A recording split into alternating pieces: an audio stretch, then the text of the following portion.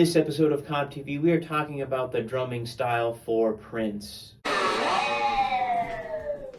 Now, Prince is known for being a multi-instrumentalist. He can do anything, including write his own songs and produce them. And on the first 4 Prince albums, he's essentially playing all of the instruments, including the drums. We'll take that drum intro off of I'm Yours on the first record as a great example of this.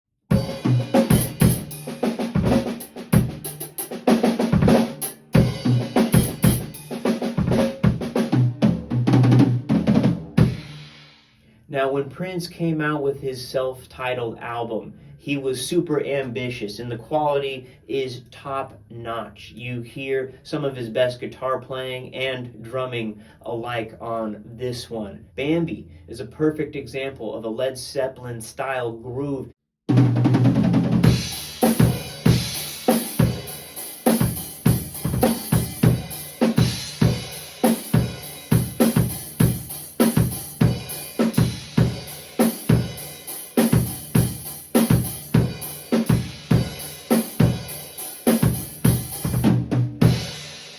And then on tracks like It's Gonna Be Lonely, he knows how to pull back and slow it down, yet still coming up with a unique drum part.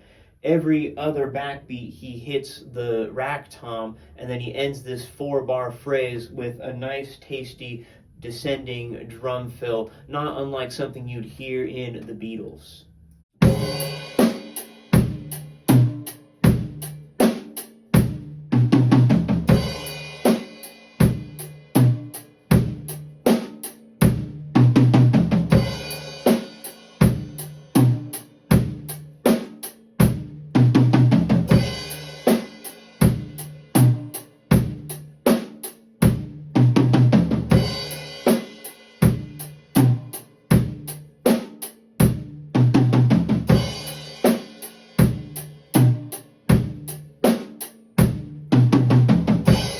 And then I Wanna Be Your Lover is a very straightforward groove, but he puts a tag at the end of every 4 bars that becomes a rhythmic hook for this classic Prince song.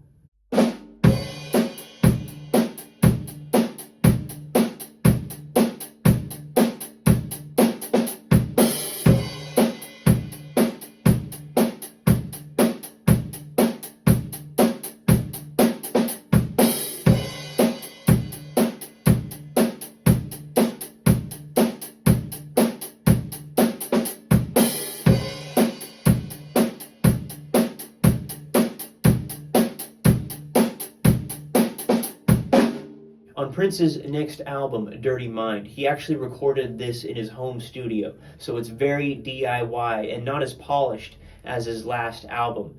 Nonetheless, he continues to lay down some really solid drum tracks. Like on Head, it's very drum machine-like, but he throws in some really cool drum fills to let you know that there is a human being inside this song.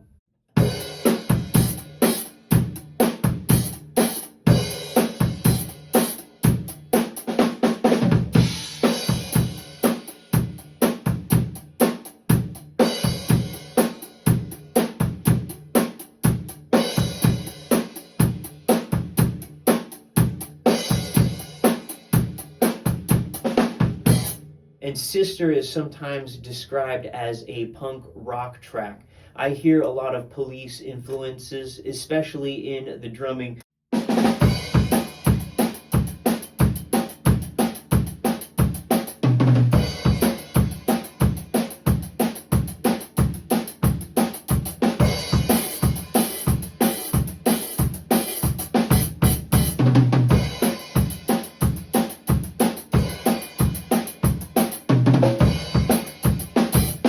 And on Prince's 4th album, Controversy, you hear him starting to slow down a little bit. He's becoming a little bit more organized with his songwriting and writing simpler drum parts, layering the percussion, whereas before it was basically just him on the drum track, nice and raw. But on the song Sexuality, he's is playing a really quick tempo here, and I love the hi-hat skips in this. It kind of reminds me of an early The Cure drum beat with the way that he approached this 4-bar cadence.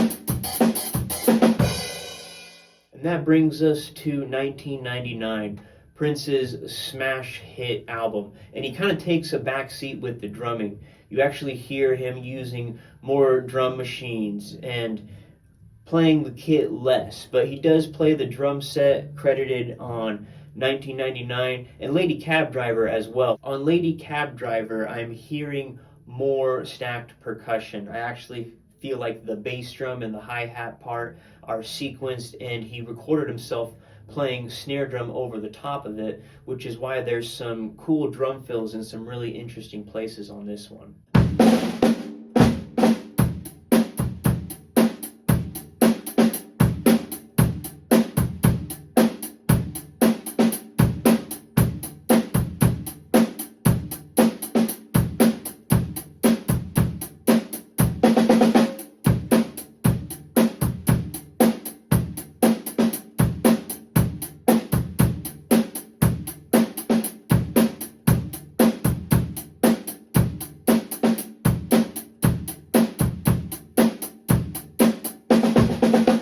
And that brings us to the album Purple Rain. Now, he's not credited on as much stuff for the drums, but he's still organizing the drum sequences, playing around more with the Linn drum, all that kind of stuff, doing the drum machine thing. But he still continues to pick up the sticks and smack some drums on that really cool drum intro, Take Me With You, which is probably more stacked percussion, but I just love that opening drum fill and trying to emulate it.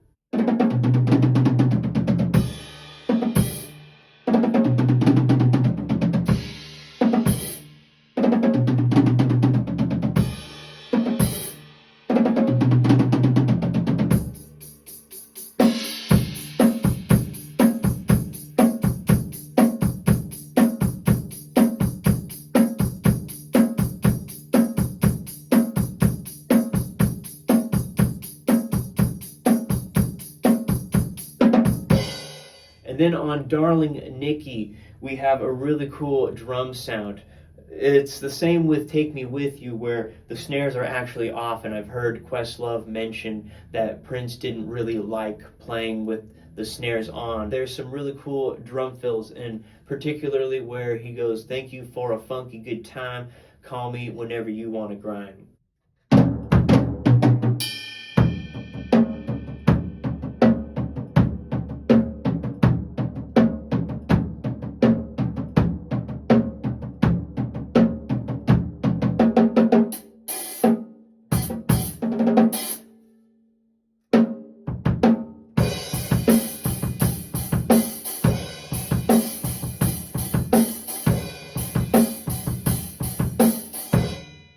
And there you have it, just a small sample of Prince's drumming. Go listen to the first 4 albums. That's all him on the drum kit. And later on, he would obviously recruit some amazing drummers who would continue to help him learn. People like Michael B.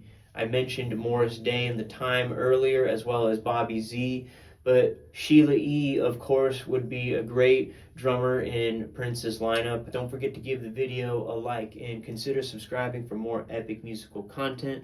But in case I don't see you, good afternoon, good evening, and good night.